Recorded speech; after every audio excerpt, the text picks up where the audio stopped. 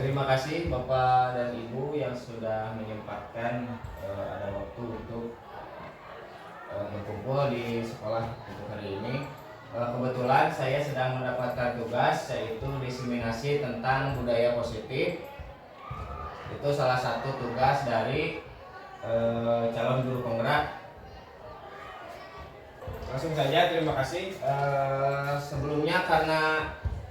Sebelumnya ada di sini ada yang sudah menjadi guru penggerak. Mohon izin Pak Epi untuk saya di depan, kesalahan dan apapun itu karena saya juga di sini masih belajar. Jadi tolong harap dimaklumi. Oke.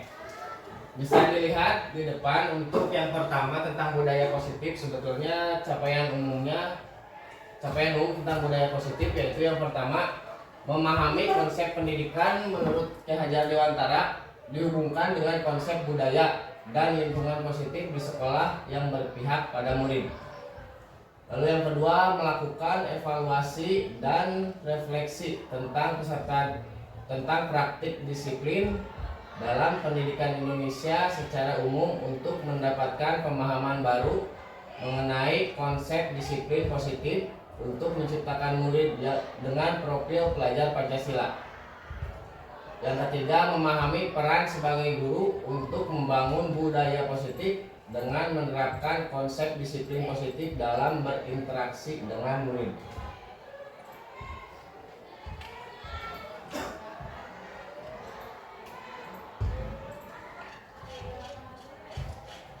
Sebelum kita mulai, ada 3 pertanyaan pemantik.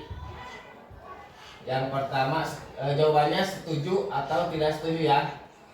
Yang pertama, hukuman dapat mendisiplinkan anak. Setuju apa tidak? Setuju. Setuju? Setuju. Hukuman dapat mendisiplinkan anak. Setuju? Setuju. Coba Pak Irwan beri alasannya. Alasan hukuman dapat mendisiplinkan anak yaitu anak akan mengetahui tentang aturan, tata tertib, dan sanksi yang didapat jika tidak melaksanakan atau melanggar aturan yang ditetapkan oleh sekolah. Oke, baik. Ada jawaban yang lain? Ada yang tidak setuju? Oke, setuju semua ya. Untuk pertanyaan kedua, pemberian hukuman dengan hal positif seperti membaca atau membersihkan halaman sekolah dapat meningkatkan disiplin anak. Setuju? Setuju. Setuju?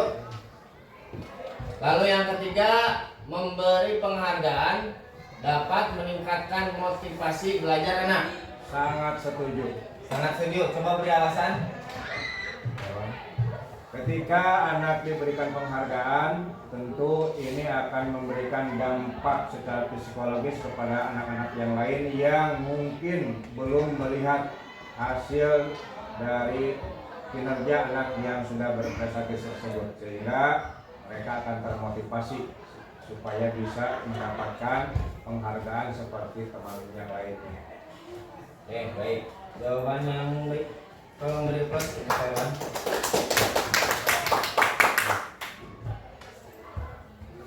Oke, untuk topik kali ini yang akan saya bacakan yaitu yang pertama, disiplin positif dan nilai-nilai kebajikan universal.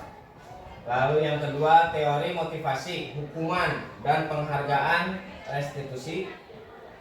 3, keyakinan kelas. 4, kebutuhan dasar manusia dan dunia berkualitas. Yang kelima, restitusi. 5, posisi kontrol. Dan yang keenam, restitusi segitiga restitusi. Oke, masuk pada yang pertama, disiplin positif dan nilai-nilai kebajikan universal. Untuk perubahan paradigma, coba Bapak bayangkan dan Bapak praktekkan, Bapak Ibu praktekkan kegiatan kepalan tangan. Ini contoh ada si A dan si B. Anggap Anda itu sebagai si A ya. Cobeklah secari kertas kecil, tuliskan benda atau sesuatu yang sangat berharga untuk Anda. Letakkan di salah satu tangan Anda. Anggap benda berharga tersebut berada di tangan kiri Anda. Dan genggam benda atau sesuatu tersebut dengan segala daya. Buatlah kepalan. Jadi apa yang Anda inginkan, Anda genggam. Apa yang sangat Anda inginkan itu kalian genggam. Bapak Ibu genggam, tolong. Lalu anggap yang tangan kanan ini teman kalian yang B. Yang B akan mencoba dengan sekuat tenaga dengan berbagai cara untuk memberikan benda tersebut. Dengan cara membujuk, mengancam, menghardik, merayu, menguap, apa saja, menyuap apa saja agar dapat membuka kepalan tangan Anda. Coba dibayangkan aja misalkan Praktek we. ya sok, praktek boleh. Buka tuh. Coba boleh dipraktekkan atau bayangkan aja sendiri misalkan Anda mempunyai sesuatu yang Bapak Ibu inginkan, tapi ada orang lain yang meminta. Kira-kira bakal seperti apa? Apakah akan dikasih atau tidak? Hah? Tergantung seperti apa? Tergantung siapa yang memintanya dan bagaimana cara memintanya. Kalau yang memintanya seseorang yang kita sukai, yang kita sayangi, mungkin kita akan kasih walaupun benda itu berharga. Tapi ketika benda itu berharga, tapi orang yang memintanya walaupun dia yang kita cintai, kita sayangi, tapi dengan cara yang tidak baik, maka tidak akan kita kasih. Oke, baik. Jawaban yang sangat bagus dari Pak Iwan. Tolong kasih terpuas. Jadi memang karena benda tersebut yang kita inginkan, yang kita sangat inginkan, sebetulnya waktu kemarin saya pendidikan itu tetap kita konsekuen pada apa yang kita inginkan, tidak memberi kepada siapapun. Tapi karena ini pula pembelajarannya beda, ya udahlah. Ayo kita serangan ke slide selanjutnya. Perubahan paradigma teori kontrol atau teori pilihan, dalam kurung ilusi kontrol. Yang pertama, ilusi guru mengontrol murid. Yang kedua, ilusi bahwa kritik dan membuat orang merasa bersalah dapat menguatkan karakter. Lalu yang ketiga, ilusi bahwa semua penguatan positif, efektif, dan bermanfaat. Yang keempat, ilusi bahwa orang dewasa memilih hak untuk memaksa. Setuju dengan? Setuju tidak? Setuju ya? Setuju. Lanjut, perubahan paradigma stimulus respon atau teori garis miring teori kontrol atau teori pilihan. Siapa sesungguhnya yang memiliki kontrol? Yang pertama, stimulus respon. Dengan contoh kita mencoba mengubah agar berpandangan sama dengan kita. Teori kontrolnya atau teori pilihannya, kita berusaha memahami pandangan orang lain tentang dunia. Lalu yang kedua, stimulus responnya, perilaku buruk dilihat sebagai suatu kesalahan. Teori kontrolnya, semua perilaku memiliki pilihan. Ada beberapa bahasa yang bisa dipilih dalam kalimat yang di stimulus respon ini.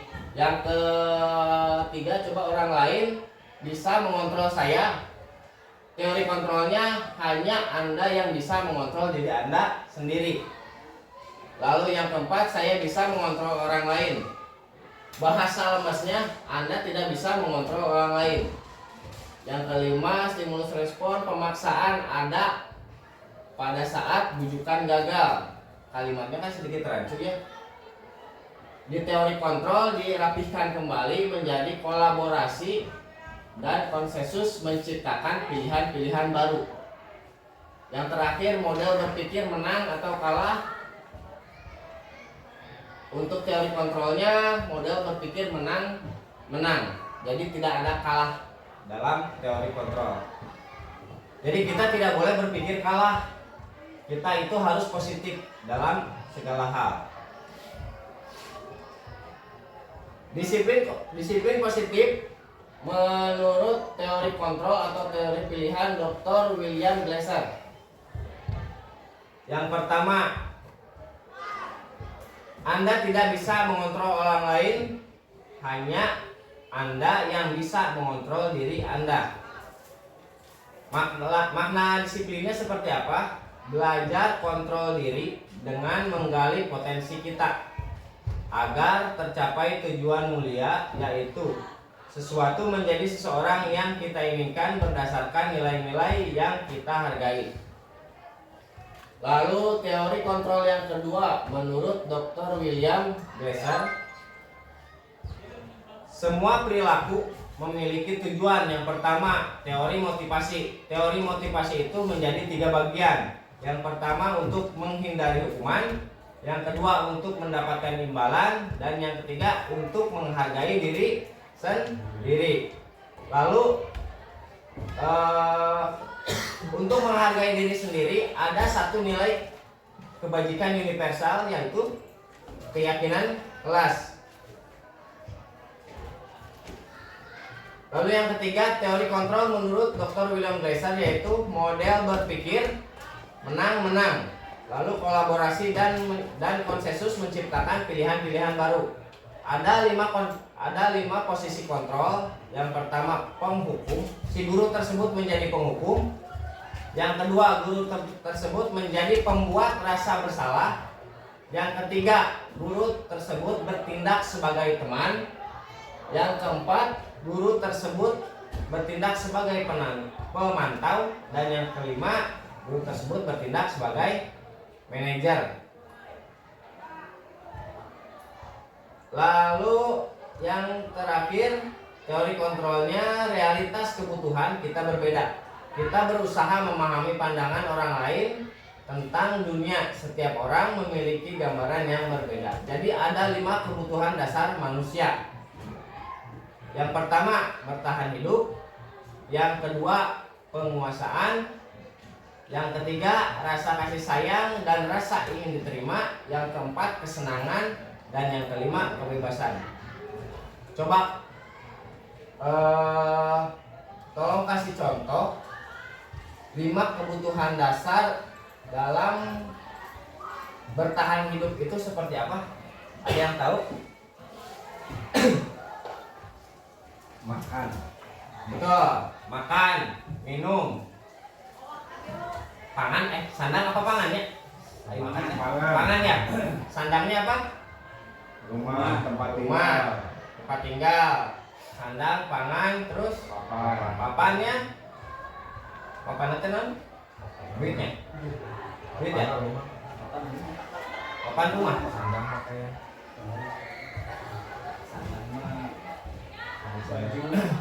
Kalau 5 kebutuhan dasar kebebasan itu seperti apa contohnya?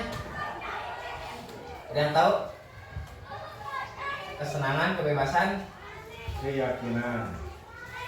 keyakinan atas diri kita sendiri. Jadi kita itu harus menjadi orang yang bebas, tidak tertekan oleh orang lain, dan juga kita berkehendak atas dasar keinginan kita sendiri. Contoh kecilnya seperti itu. Lanjut ke slide selanjutnya. Apakah makna disiplin? Oke. Berasal dari bahasa Latin disciplina yang artinya belajar. Makna asal dari kata ini berkonotasi dengan disiplin diri dari murid-murid Socrates dan Plato. Yang ketiga, makna dan disiplin ini, disiplin diri membuat orang menggali potensinya menuju sebuah tujuan dan apa yang dia hargai. Lalu yang terakhir, dalam budaya kita, makna kata disiplin telah berubah menjadi sesuatu yang dilakukan seseorang pada orang lain untuk mendapatkan kepatuhan. Jadi terkesan memaksa. kecenderungan umum adalah menghubungkan kata disiplin dengan ketidaknyamanan. Setuju tidak? Setuju? Karena kan kita menjadi memaksa seseorang untuk mengikuti aturan-aturan yang telah kita tetapkan, bukan dengan apa yang kita hargai atau pencapaian suatu tujuan mulia.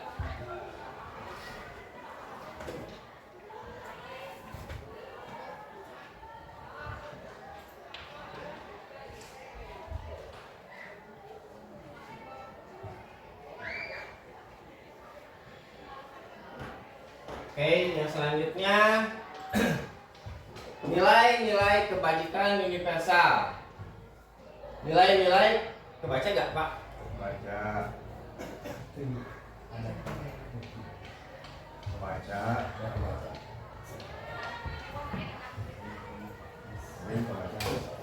Nilai-nilai kebajikan adalah sifat-sifat positif manusia yang merupakan tujuan mulia yang ingin dicapai setiap individu. Nilai-nilai tersebut bersifat universal dan lintas bahasa, suku bangsa, agama maupun latar belakang. Poin yang pertama, setiap perilaku atau perbuatan memiliki suatu tujuan. Menurut Dr. William Glasser pada teori kontrol tahun 1984. Yang kedua, dengan mengaitkan nilai-nilai kebajikan yang diyakini seseorang, maka motivasi intrinstiknya akan terbangun sehingga menggerakkan motivasi dari dalam untuk dapat mencapai tujuan mulia yang diinginkan. Menurut Diane Gossen tahun 1998. Lalu yang terakhir, nilai-nilai kebajikan yang ingin dicapai oleh setiap anak Indonesia kita kenal dengan profil pelajar Pancasila. Yang pertama, beriman, bertakwa kepada Tuhan Yang Maha Esa dan berakhlak mulia. Yang kedua, mandiri. Yang ketiga, bernalar kritis. Yang keempat, berkebinekaan global. Yang kelima, gotong royong. Dan yang keenam, kreatif. Lanjut kepada pembahasan yang kedua, yaitu tentang teori motivasi, hukuman, dan penghargaan restitusi.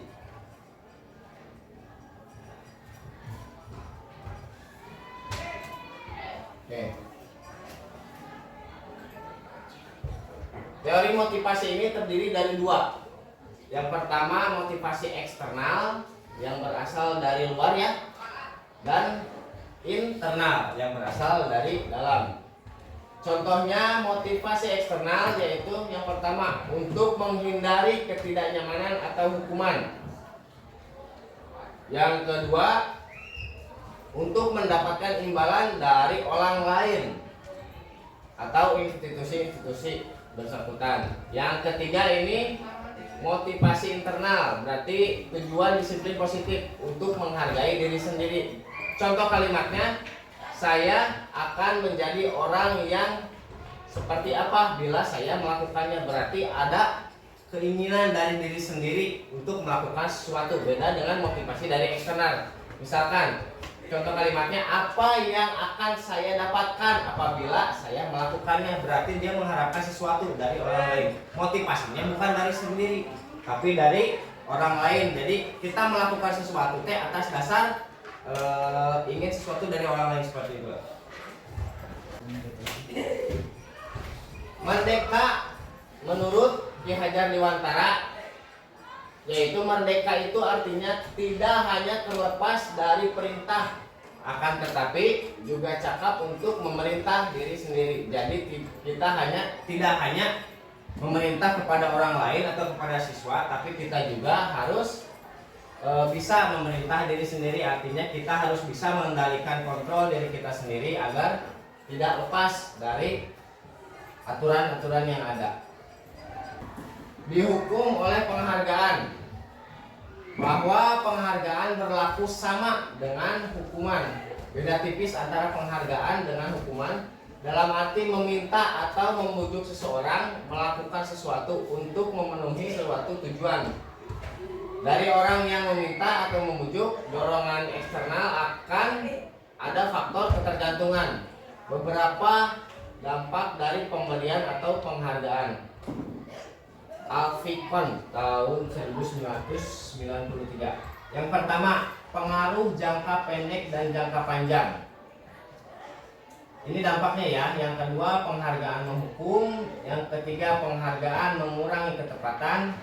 Yang keempat, penghargaan tidak efektif. Yang kelima, penghargaan merusak hubungan. Yang keenam, penghargaan menurunkan kualitas. Yang ketujuh, penghargaan mematikan kreativitas. Yang kedelapan, penghargaan mengurangi motivasi intrinsik. Setuju tidak dengan ini? Ada yang tidak setuju? Setuju. Setuju? Setuju dan tidak setuju. Tidak setujunya di? Coba Pak. Oh iya, saya tidak setuju. Karena kalau tidak ada penghargaan, kita akan hilang motivasi. Karena kalau tidak ada penghargaan akan hilang motivasi. Setuju sebagian, tidak setuju sebagian. Ada yang disetujui, ada juga yang tidak ya. Seperti penghargaan, karena kan ini dampak. Ya, Dampak. dampak. Apa pengaruh dampak jangka pendek dan jangka panjangnya coba? Atas penghargaan. Dihukum oleh penghargaan, bukan penghargaannya. Kalau menurut pendapat saya, yang untuk jangka pendek dihukum oleh penghargaan itu akan memberikan motivasi. Namun untuk jangka panjang ini akan memberikan kejenuhan karena orang akan tidak akan melakukan inovasi karena mereka berpikirnya oh begitu saja sudah mendapat penghargaan. Ya betul. Jadi di sini ada penghargaan dapat mematikan kreativitas. Setuju tidak dengan itu? Salah satunya setuju. Setuju. Karena seperti yang Pak Irwan tadi, lama kelamaan akan mematikan kreativitas anak, ya. Seperti itu ya Pak ya. Mematikan kreativitas anak. Jadi anak tuh hanya termotivasi karena suatu hadiah, bukan karena diri sendiri ingin melakukan sesuatu.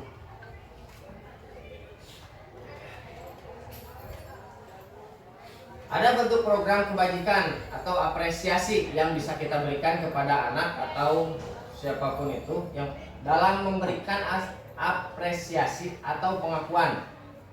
Mungkin perlu diingat beberapa hal. Yang pertama, beri pengakuan secara khusus. Yang kedua, beri pengakuan secara pribadi. Yang ketiga, beri pengakuan kepada semua murid secara bergantian. Yang keempat, beri pengakuan secara konsisten. Dan yang kelima, fokus pada proses. Jadi ada yang harus kita bedakan dalam memberi apresiasi atau penghargaan. Beri pengakuan secara khusus itu jadi setiap kita memberikan apresiasi atau penghargaan tidak harus selalu di depan semua orang. Ada yang khusus, ada yang pribadi, mungkin ada yang untuk semua murid.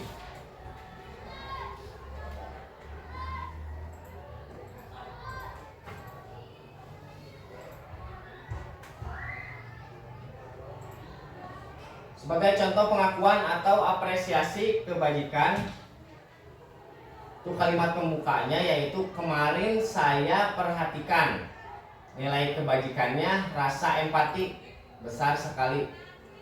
Jadi yang kita lihat sekarang nilai kebajikannya yang di tengah ini. Kalimat pemantiknya kemarin saya perhatikan berarti mempunyai rasa empati yang besar saat dia memperhatikan seseorang. Yang kedua, saya menghargai berarti itu nilai kebajikannya bentuk dari kepedulian. Kalimat yang terakhir, rasa terima kasih untuk segala sesuatu. Nilai kebajikannya yaitu rasa tanggung jawab.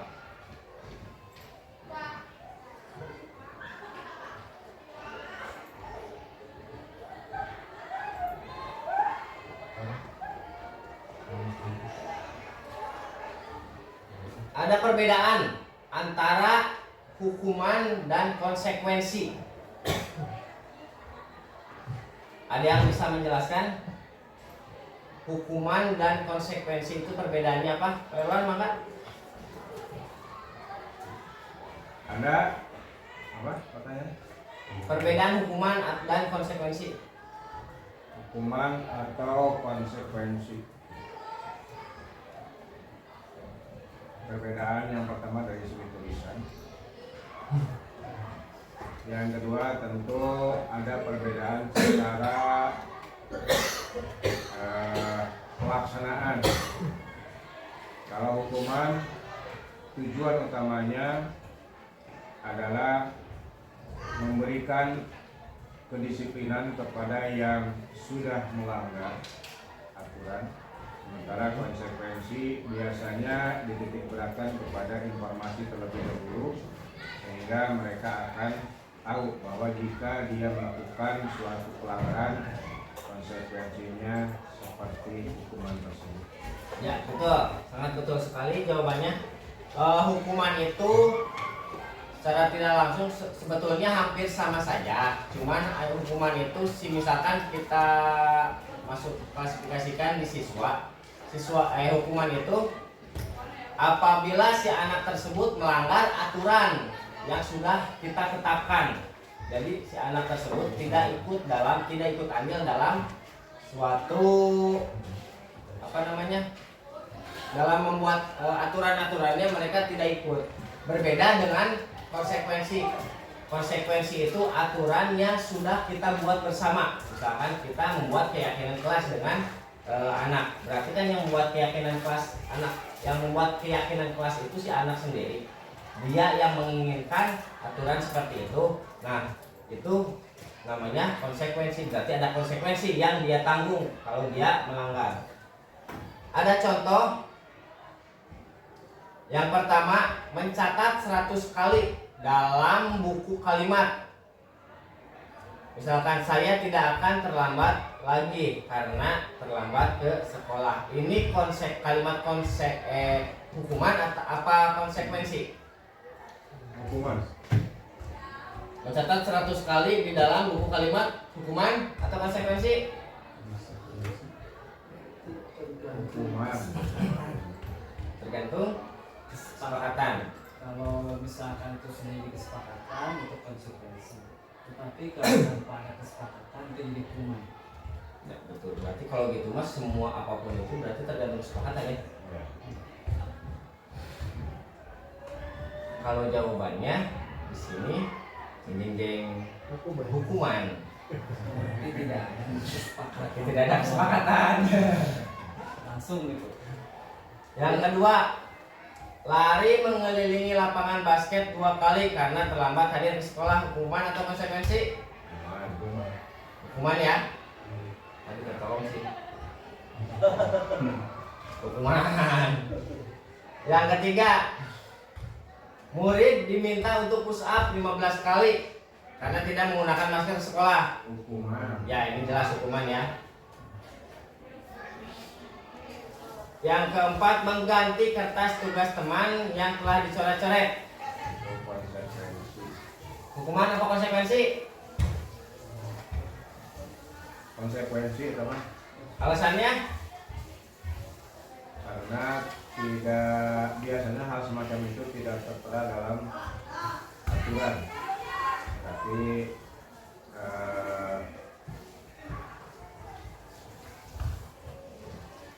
penggantian saja gitu. Ya, mengganti karena barang tersebut bukan milik dia, lalu sama dia dicoret-coret. Berarti ada konsekuensi yang akan dia dapatkan. Coba kita lihat jawabannya betul tidak? Oh, ya. Konsekuensinya. Oh, ada konsekuensi. Coba lihat jawabannya. Membersihkan tumpahan air di meja tulis karena tersenggol pada saat belajar. Konsekuensi. Ini konsekuensi jawabannya nih. Langslah gitu lah. Murid disuruh untuk mengenakan sepatu seharian di sekolah karena tidak mengenakan sepatu hitam. Ini hukuman ya. Lari mengelilingi lapangan bola basket 2 kali karena terlambat 10 menit untuk pelajaran PJOK. Ini konsekuensi.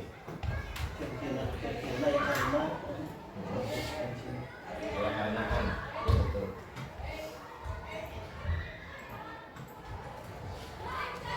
Lupa tadinya teh maksudnya mah isian dinas sticky note. Oh, bayar. Oh, enggak. Sekarang perbedaan hukuman dan konsekuensi. Yang pertama, sesuatu yang menyajikan, menyakitkan harus terjadi. Kalau hukuman itu sesuatu yang sifatnya memberikan efek jerak, menyakitkan, Kalau hukuman itu fisik, fisik. berupa fisik ya. Kalau konsekuensi, Sesuatu yang harus terjadi artinya memang disepakati dulu. ya betul. Buat tidak nyaman jika melakukan tindakan-tindakan yang semacam itu. Nah, betul. Yang kedua, membuat anak sakit fisik ataupun hati untuk jangka waktu yang lama. Kalau konsekuensi, membuat anak merasa tidak nyaman dalam jangka waktu yang pendek, jadi hanya sebentar mungkin ya, hanya sebentar. Yang ketiga, anak membenci kedisiplinan. Yang ke konsekuensinya, anak menghargai disiplin. Ini lebih ke efek ya. Ini perbedaan hukuman dan konsekuensi. Ya, perbedaannya. Itu kan juga di atasnya ada perbedaan hukuman dan konsekuensi. Jadi lebih menitik beratkan kepada konsekuensi jika supaya anak-anak lebih mau mengikuti aturan sekolah, sehingga kesepakatan kelas itu memang harus sebetulnya dilaksanakan sehingga sama-sama dipahami, dimengerti dan dilaksanakan. Ya, betul. Betul sih kali. Oke, selanjutnya apa itu restitusi? Restitusi adalah proses menciptakan kondisi bagi murid untuk memperbaiki kesalahan mereka sehingga mereka bisa kembali pada kelompok mereka dengan karakter yang lebih kuat. Restitusi juga merupakan proses kolaboratif yang mengajarkan murid untuk mencari solusi untuk masalah mereka dan membantu murid berpikir tentang orang seperti apa yang mereka ingin menjadi, tujuan mulia dalam bagaimana mereka harus memperlakukan orang lain. Ini menurut dosen tahun 2004. Ya. Restitusi menurut dosen tahun 2004 dengan restitusi yang ada dalam delik pidana. Kalau dalam delik pidana, restitusi itu ganti rugi. Ya, ganti rugi. Ganti rugi. Ganti rugi. Ini ada contoh identitas gagal dan identitas sukses. Identitas gagal yang berupa hukuman. Jadi kalau yang sukses itu berupa disiplin dengan konsekuensi. Berarti kita anggap yang dihukum itu sesuatu yang gagal. Yang pertama, sesuatu yang menyakitkan harus terjadi, lalu tidak nyaman untuk murid, lalu korban merasa mendapat ketidakadilan. Ini hukuman semua ya, murid, anak atau anak akan tersakiti, lalu menjadi perilaku pasif agresif yang sangat meningkat. Sistem tidak akan berjalan bila murid tidak takut, lalu berlaku hanya pada sebuah institusi, tidak berlanjut pada kehidupan nyata. Jadi hanya di sekolah saja, sementara di luarnya berbeda. Kalimatnya, peraturannya adalah kamu harus, beda dengan konsekuensi. Kalau konsekuensi itu ditanya dulu apa peraturannya, mampukah kamu melakukannya, lalu di akhirnya selalu menjawab terima kasih.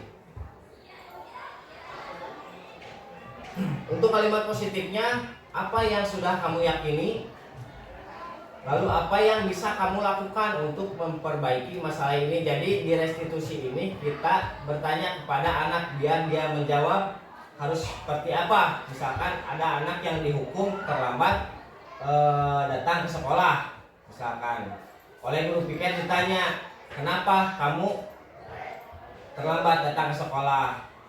Dia akan menjelaskan alasannya. Terus harus kita tanya, bagaimana agar kamu Misalkan si anak tersebut menjawab gini, saya malam begadang mengerjakan tugas yang menumpuk. Lalu bapak kita tanya lagi, apa yang bisa kamu lakukan untuk memperbaiki masalah ini agar kamu tidak kesiangan lagi? Biar anak yang menjawab lagi. Misalkan berjawabnya gini, saya tidak akan mengerjakan tugas secara sekaligus, dituntut satu persatu agar tidurnya tidak larut malam. Jadi kita bertanya tapi dia yang menjawab, dia yang punya masalah, dia yang menyelesaikan. Jadi restitusi itu seperti itu. Itu nilai positif. Nah, ini ada 9 ciri-ciri restitusi. Yang pertama, bukan untuk menebus kesalahan tapi untuk belajar dari kesalahan. Yang kedua, untuk memperbaiki hubungan. Yang ketiga, kita menawarkan, bukan paksaan, kita menawarkan jalan keluar untuk masalah dia, bukan paksaan untuk mendapatkan hukuman. Yang keempat, restitusi menuntun untuk melihat ke dalam diri. Yang kelima, restitusi mencari kebutuhan dasar apa yang mendasari tindakan mereka melakukan kesalahan. Yang keenam, restitusi diri adalah cara yang paling baik. Yang ketujuh, fokus pada karakter bukan kepada tindakan. Yang kedelapan, fokus pada solusi. Yang kesembilan terakhir, mengembalikan murid yang berbuat salah kepada kelompoknya. Bagaimana caranya si anak tersebut pada saat masuk ke kelompoknya lagi dia tidak merasa bersalah dan tidak merasa malu. Berarti itu tinggal kita mainkan di kalimat-kalimatnya saja.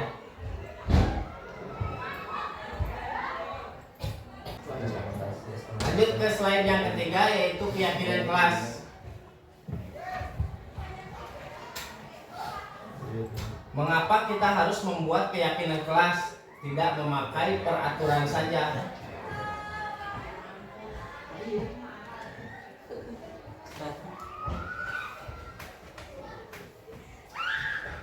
Mengapa kita menyebutkan hubungan dalam hubungan berdua?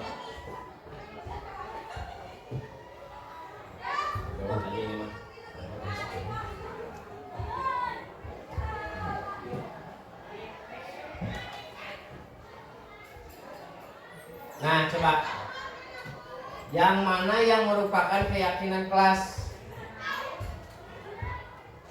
dari dua kolom ini?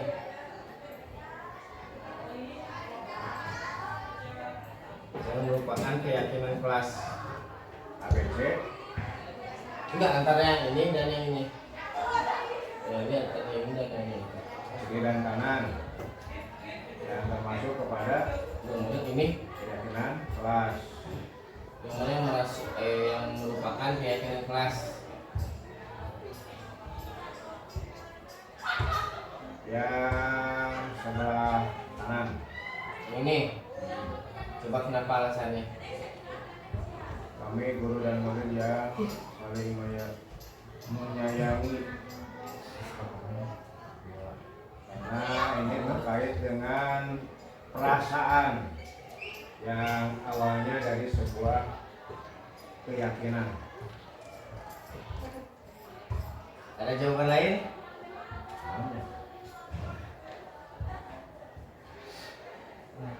Baik, mana? Kebaca. Kesepakatan kelas datang tepat waktu, mengucapkan salam, menjaga kebersihan sekolah, berdoa sebelum dan sesudah kegiatan, aktif dalam pembelajaran, kemudian tertib. Datang tepat waktu berarti Enggak. Antara yang ini dengan yang ini, yang mana yang merupakan keyakinan kelas? Kalau menurut saya sih yang sama. Ini yang kanan. Yang lain mah. Ya, oke. Keyakinan kelas memang yang ini. yang saling Ini keyakinan kelas.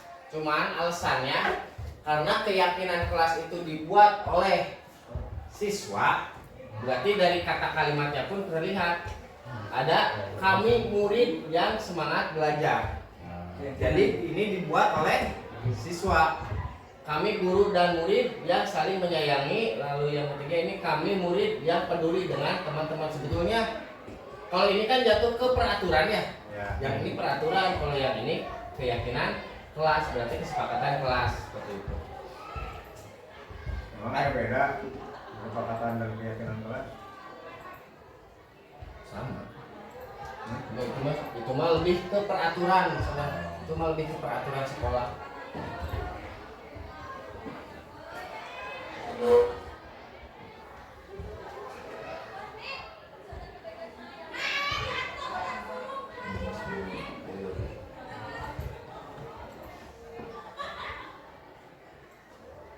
Kegiatan pendalaman keyakinan kelas nih. Di sini ada tabel T dan tabel Y. Kita bahas tabel Y-nya. T-nya dulu. Yang pertama format. Dideskripsikannya kami meyakini bahwa sangat penting untuk menghormati semua orang dan barang milik orang lain. Untuk bekerjanya kami meyakini bahwa sangat penting untuk mengerjakan segala pekerjaan. Kita lihat yang tadi.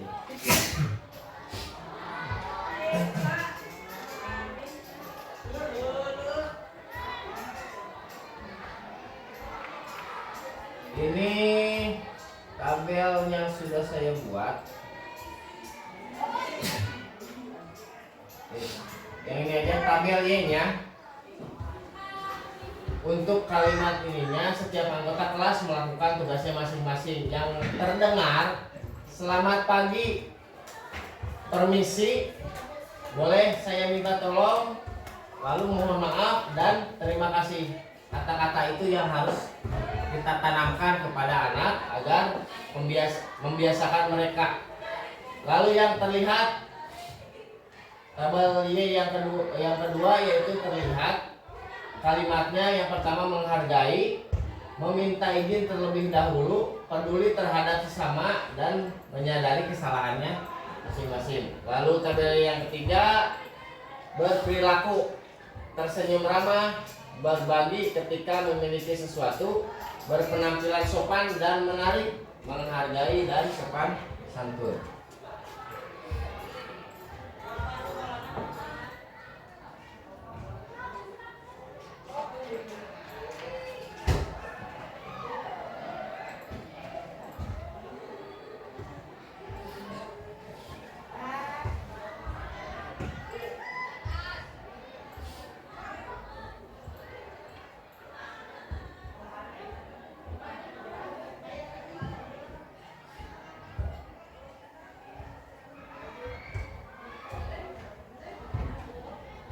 Nah, ini ada contoh peraturan, perbedaan peraturan dengan keyakinan kelas. Yang pertama, kalau peraturan itu selalu kembalikan buku ke tempatnya. Kalau keyakinan kelasnya apa? Perlemes lagi bahasanya dilemeskan lagi, dari selalu mengembalikan buku ke tempatnya. Kita sepakat untuk mengembalikan buku ke tempatnya jika telah digunakan. Simpan barang setelah digunakan. Kalimat yang sederhana, Pak. Dilarang, yang kedua dilarang mengganggu orang lain. Dilarang mengganggu orang lain. Yang jelasnya Tunggu, kita pakai sticky note. no bullying. Ya, bisa.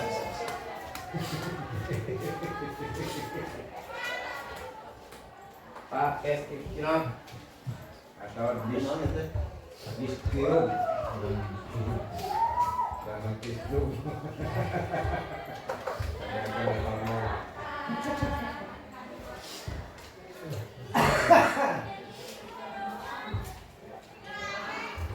Tulis naon teh?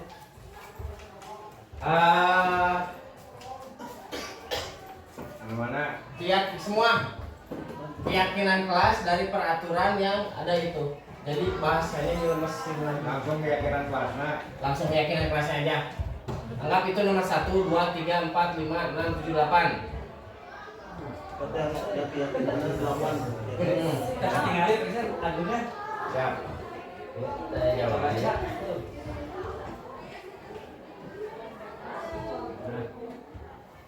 Selalu mengembalikan.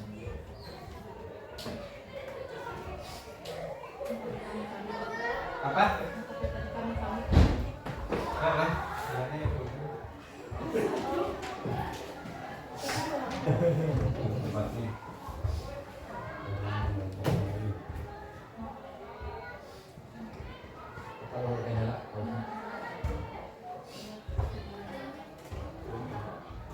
keyakinan kelas dari selalu mengembalikan buku ke tempatnya berarti itu suatu bentuk apa?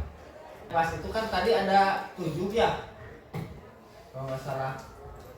Dalam bentuk apa? Tanggung jawab, disiplin, atau rasa kasih sayang, yang seperti itu jawabannya.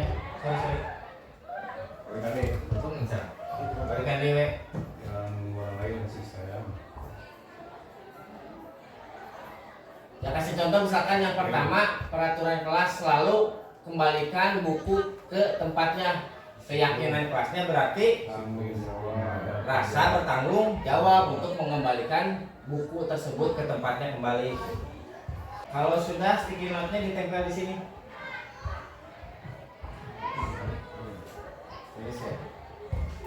Ditempel di sini. Mulai tanggung jawab biasanya tanggung jawab. Gimana?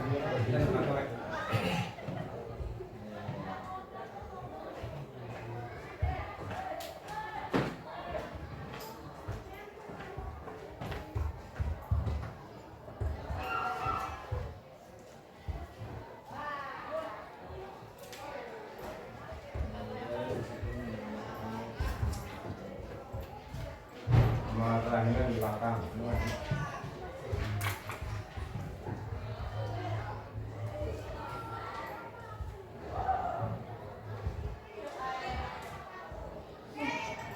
Ya kalau udah silakan ditempel di pintu.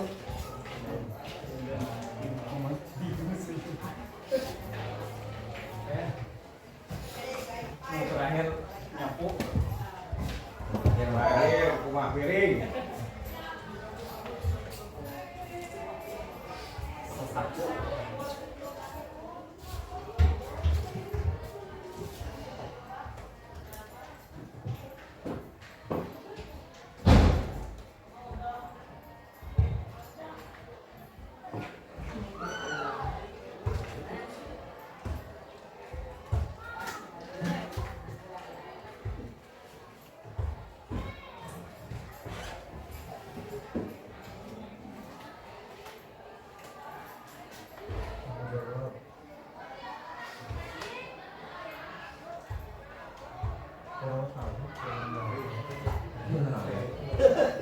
Disiplin.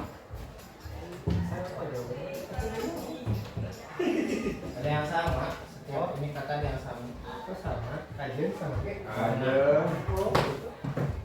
Mau diseterapin. Nah, itu nih. Saya terapin dan itu tergabung.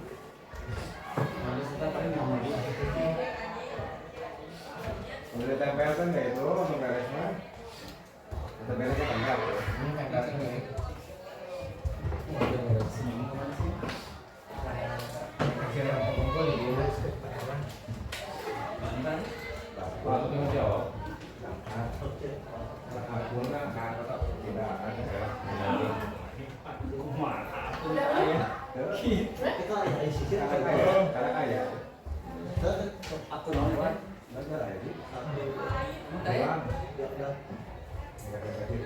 Terus ini sudah kagetnya kecil.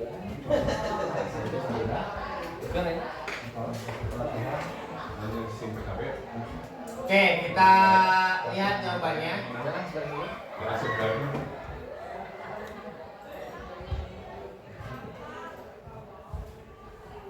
Tinggreng.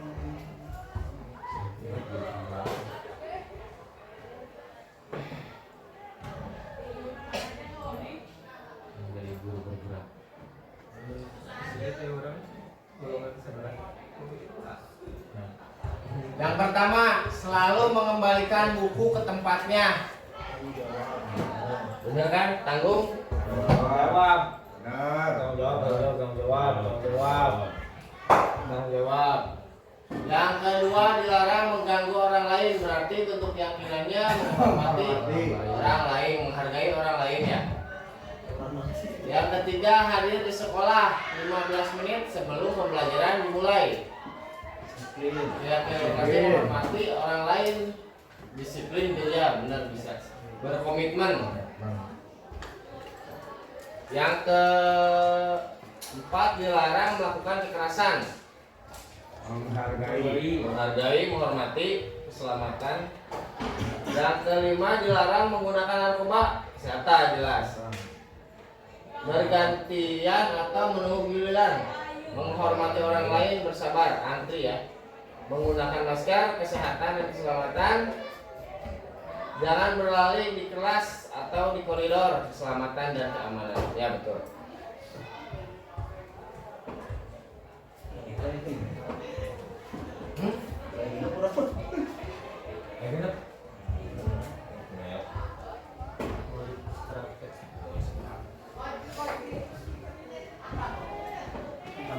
Makan najwa. Makan kiri bere.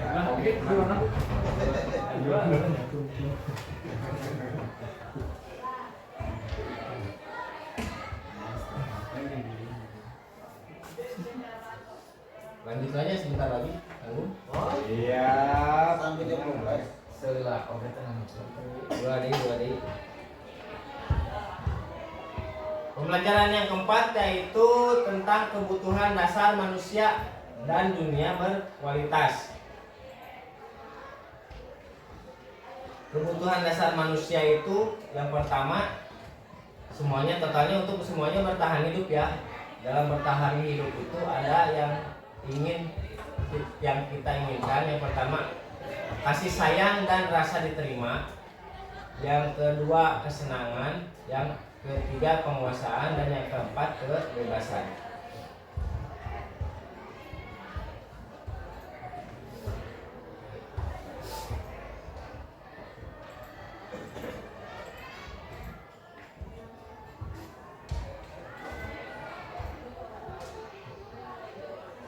Nah, ini lingkaran 4 kebutuhan dasar yang sudah saya buat.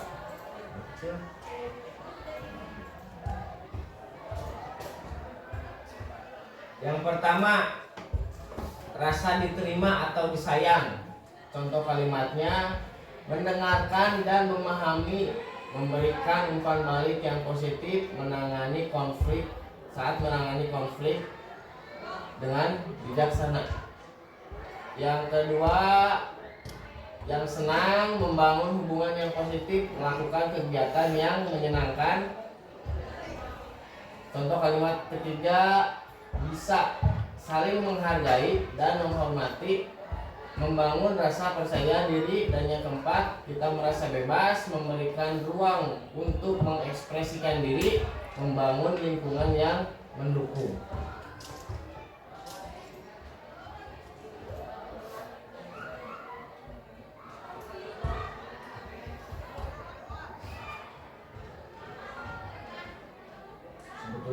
Untuk pembelajaran yang kelima yaitu 5 posisi kontrol. Ada kontrol dari luar, kontrol dari diri. Kontrol dari luar itu ada yang identitas gagal atau ada yang identitasnya berhasil. Kalau kontrol diri itu sudah pasti identitasnya berhasil ya. Seperti yang tadi sudah dijelaskan.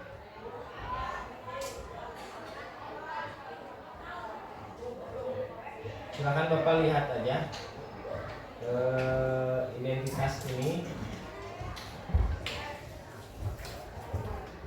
Coba Bapak dan Ibu klasifikasikan diri Bapak itu berada di posisi yang mana? Sebagai penghukumkah? Sebagai pembuat orang merasa bersalah? Atau teman? Atau pemantau? Atau manajer? Hebat ya.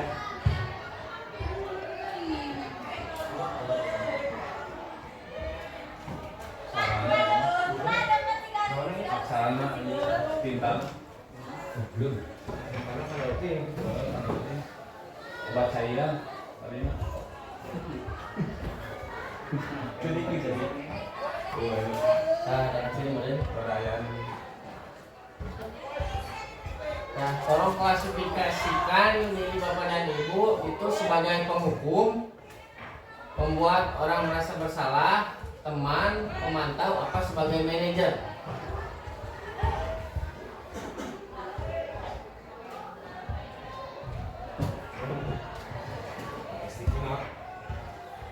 Satu aja.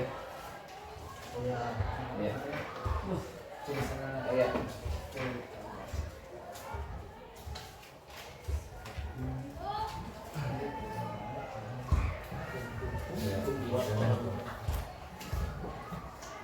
Ini.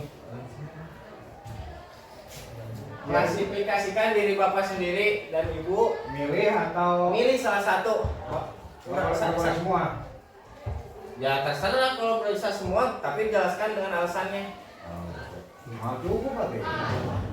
Kurang lebih kan, Pak. Biasanya salah satu aja. Salah satu aja. Ajarnya aja. Kepada anak itu sebagai penghukum atau pembuat orang merasa bersalah sebagai teman, pemantau, atau sebagai manajer. Silakan dilihat aja kalimatnya.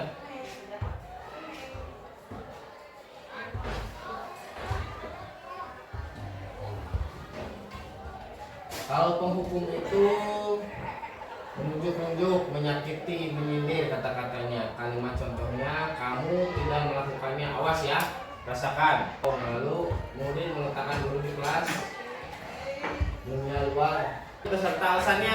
Oh, alasannya.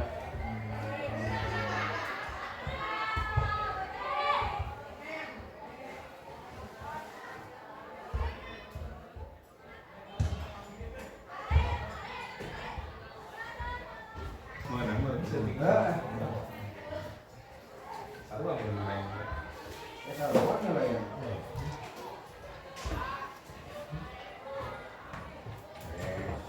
Yang bicara apa cek? Aku dilajar. Di bulan itu, Pak. Man. Ya. Kawan atau foto ya. Itu kan itu kayak satu dua tiga. Alhamdulillah kan. Pemain. Atau orang foto duit. Oh, Itu di kebel katanya ini. pertama sekali lah. Nah, tiga, tiga, satu, dua, tiga. Jadi orang ayah eksis.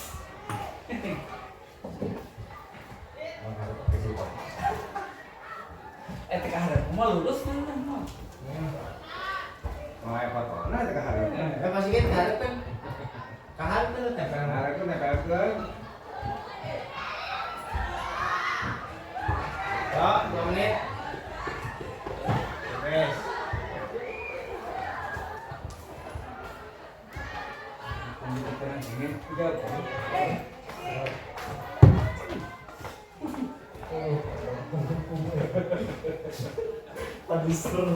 Wah, itu ulah kali foto eta mah.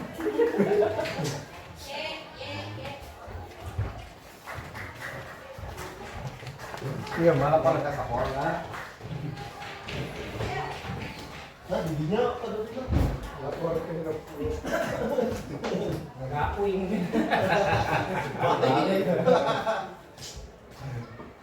Kembali. Oke, sudah ya? Enggak. Sudah. Jangan lopatan dah lah. Kamu lagi di sana. Siapa yang mau bacain? Ada yang mau bacain? Burani mau bacain? Abang baca.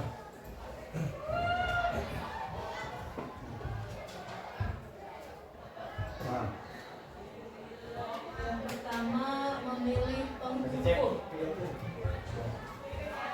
Dari Pak Irwan. Yang Memilih pertama. penghukum alasannya penegakan peraturan dan kedisiplinan di sekolah. Oke. Yang kedua dari Pak Epi.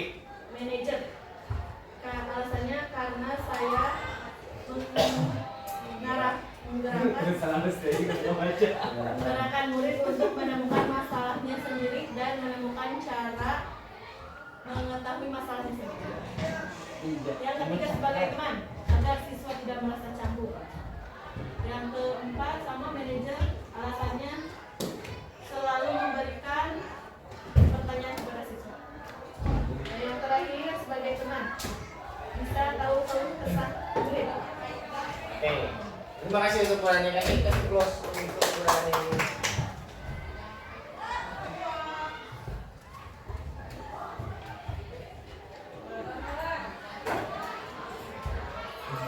Ini duaan nih Bapak. Nah. Hah? Ini pakaran duaan nih. Jadi yang telah saya pelajari yang baru berapa bulan ya sekarang 3 bulan berjalan, kita itu harus berada di posisi manajer seperti yang Pak Evi tulis, karena kita harus menggerakkan murid untuk menemukan masalahnya sendiri dan menemukan cara mengatasi masalahnya sendiri seperti itu. Jadi kita itu harus mengontrol anak untuk mengakui kesalahan yang pertama. Terus kita harus bisa bagaimana caranya si anak tersebut bisa memecahkan masalahnya sendiri. Karena kalau sebagai penghukum atau pembuat orang merasa bersalah atau teman atau pemantau itu mungkin cara lama. Itu cara lama, cara barunya kita itu harus berada di posisi manajer dengan alasannya seperti tadi dibilang.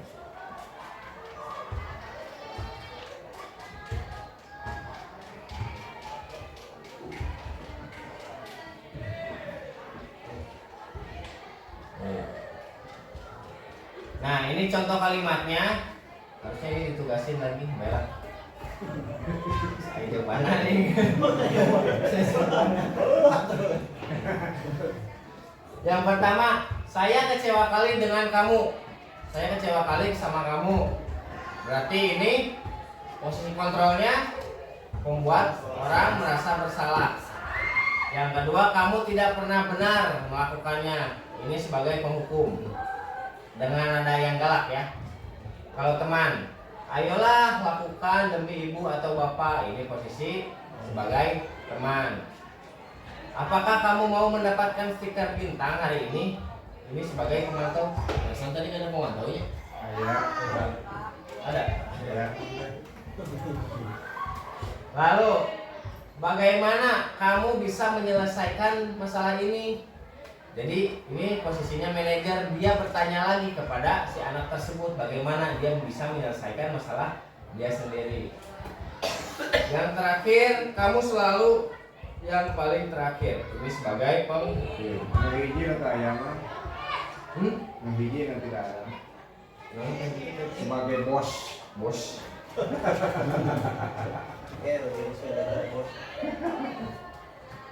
sekolah, bos manajer mah ya bos bos sekolah. Oke, pembelajaran terakhir. Segitiga restitusi. Segitiga restitusi ini terbagi menjadi tiga fase. Yang pertama, validasi kebutuhan. Yang kedua, menanyakan menstabilkan identitas. Yang ketiga, menanyakan keyakinan. Contoh pertanyaannya, kamu tentu punya alasan mengapa kamu melakukan itu. Ini contoh pertanyaan validasi kebutuhan. Lalu yang kedua, adakah cara yang lebih efektif untuk mendapatkan apa yang kamu butuhkan? Ini contoh-contoh pertanyaan dari ketiga fase tersebut. Ini yang contoh pertanyaan yang real, yang panjang. Yang pertama, menstabilkan identitas. Menstabilkan identitas itu fungsinya untuk membuat anak merasa gagal karena berbuat salah. Merasa gagal karena berbuat salah ya. Menjadi positif terhadap dirinya. Contoh, guru berkata, berbuat salah itu hal yang manusiawi. Tidak ada manusia yang sempurna. Bapak Ibu juga berbuat salah. Kita pasti bisa menyelesaikan permasalahan ini. Bapak atau Ibu tidak tertarik untuk mencari tahu apa yang benar, siapa yang salah. Bapak Ibu lebih tertarik untuk menyelesaikan masalah. Salah. Lalu kalau kamu menyalahkan dirimu sendiri terus-menerus, apakah kamu bersikap baik pada dirimu sendiri? Ini contoh pertanyaan yang harus kita lontarkan dalam fase menstabilkan identitas.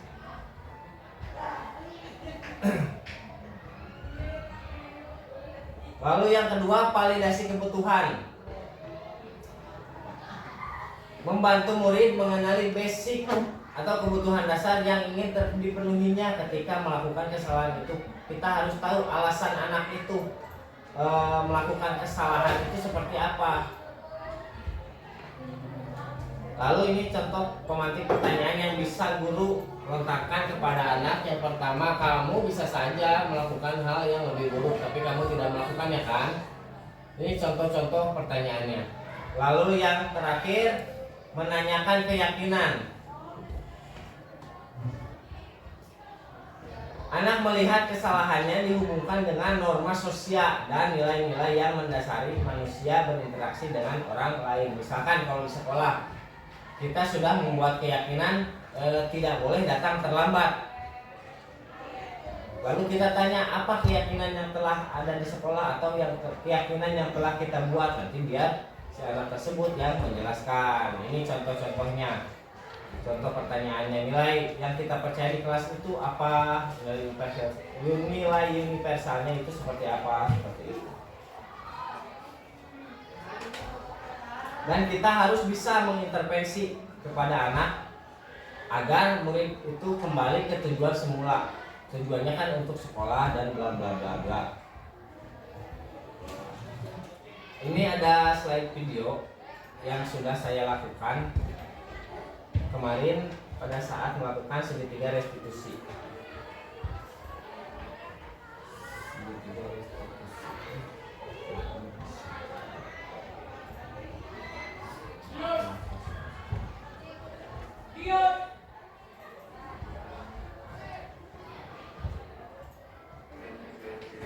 Nah, ini praktik segitiga restitusi saya.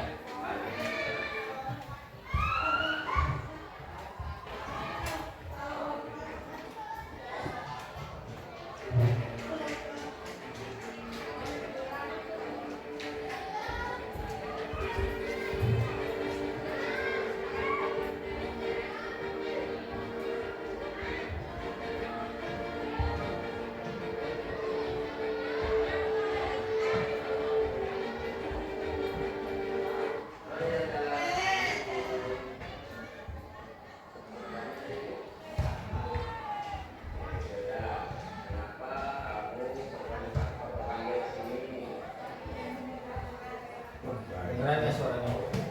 Gimana ada tuh? Saya.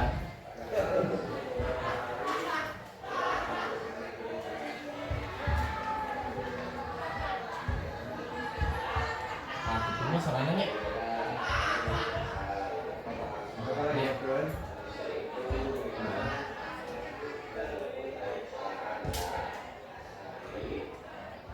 Ini dalam fase menstabilkan identitas yang tadi dibilang.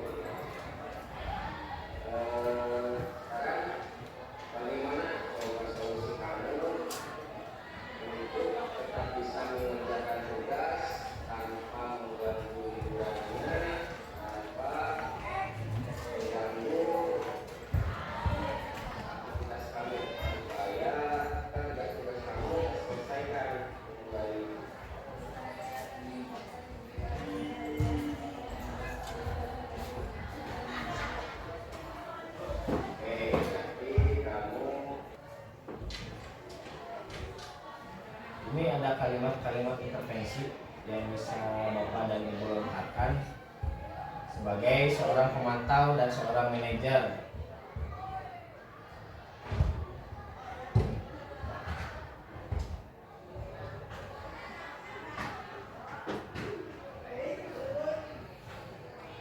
Oke, terakhir Bapak dan Ibu, kita melakukan refleksi. Pertama, hal baru apa yang mengubah paradigma saya yang saya dapatkan setelah mempelajari materi yang telah Bapak Ibu simak tadi selama 1 jam ke belakang. Yang kedua, perasaan apa yang muncul selama mengikuti sesi ini, khususnya mengenai makna disiplin dan motivasi intrinsik.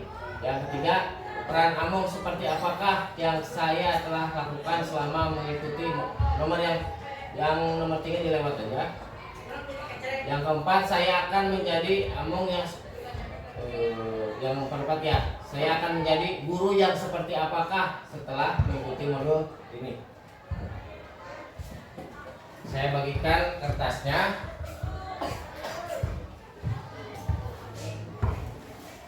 Tolong dijawab. Nomor kepala ngumpul semua. Semuanya aja lah. Oke. Baru apa saja yang berubah? Refleksi terakhir ya.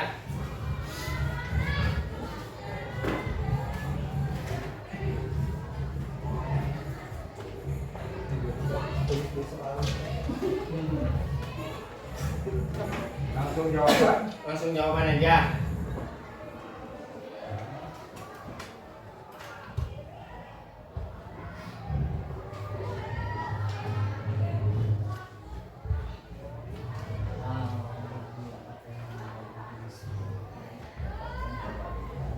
Wah, ini orang mana dia?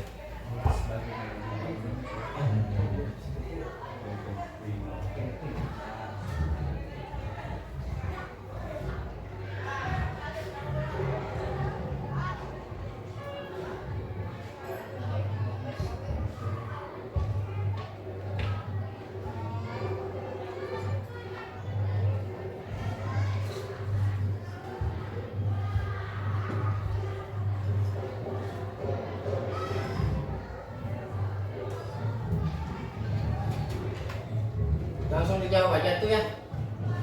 Biar cepat waktunya. Boleh, kumaha we. Apa? Nomor 1 bisa ada yang bisa jawab sama Pak Epi mungkin. So, saya dulu.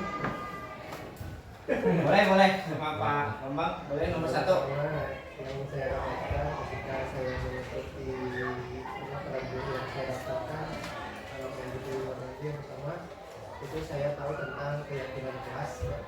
Yang kedua itu guru yang saya dapatkan yang baru saya pahami itu guru sebagai manajer. Ya. Oke, terima kasih Bapak Bambang. Tepuk tangan untuk Bapak Bambang. Yang kedua, ada yang mau menjawab? Cek. Belum mau ketemu. Ada langsung dulu. Pak Epi, nomor 2 Pak Epi. Perasaan apa yang muncul selama mengikuti sesi ini, khususnya mengenai makna disiplin dan motivasi intrinsik. Perasaannya yang muncul itu perasaan senang dan mendapatkan pencerahan, khususnya mengenai disiplin, bahwa disiplin itu harus berdasarkan motivasi intrinsik dari murid, sehingga murid melakukannya secara bertanggung jawab dan tidak terpaksa, sehingga mereka merasa senang. Udah ada keterpaksaan ya. Ya, tepuk tangan untuk Pak Epi. Yang ketiga dan yang keempat. Nomor 3. Oh, Pak Cecep ketiga, silakan. Peran sebagai guru seperti apakah yang saya telah lakukan selama mengikuti modul ini yang sudah dilakukan, yang sudah dilaksanakan saya sebagai manajer kepada anak, karena sudah bisa memberikan pertanyaan kepada siswa tentang kesalahan ataupun kekurangan siswa. Ya berarti Pak Cecep selama ini sudah melaksanakan posisi kontrolnya sebagai manajer ya. Oke, baik, terima kasih. Yang terakhir, Anudin. Acan ngomong. yang terakhir siapa? Pak Irwan. Pak Irwan, boleh Pak Irwan. Saya akan menjadi guru yang seperti apakah setelah memiliki murid ini seperti yang diharapkan semua. Sesuai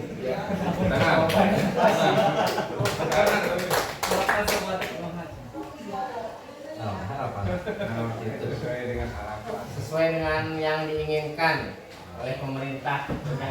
Sesuai dengan profil pelajar Pancasila. Ya. Betul sekali. Oke, terima kasih Bapak dan Ibu. Materi tentang budaya positif alhamdulillah telah selesai dipresentasikan. Saya ucapkan sekali lagi terima kasih. Mohon maaf apabila ada kesalahan karena saya juga di sini masih belajar, dan mohon maaf apabila ada salah kata atau ucapan yang kurang berkenan. Sekali lagi saya mohon maaf. Terima kasih atas waktunya. Sama-sama. Sekian, assalamualaikum warahmatullahi wabarakatuh. Tangan berkas semua. Oh, kalimat ya. Wah, sedikit kalimat. Tadi guys tanya tuh di sini.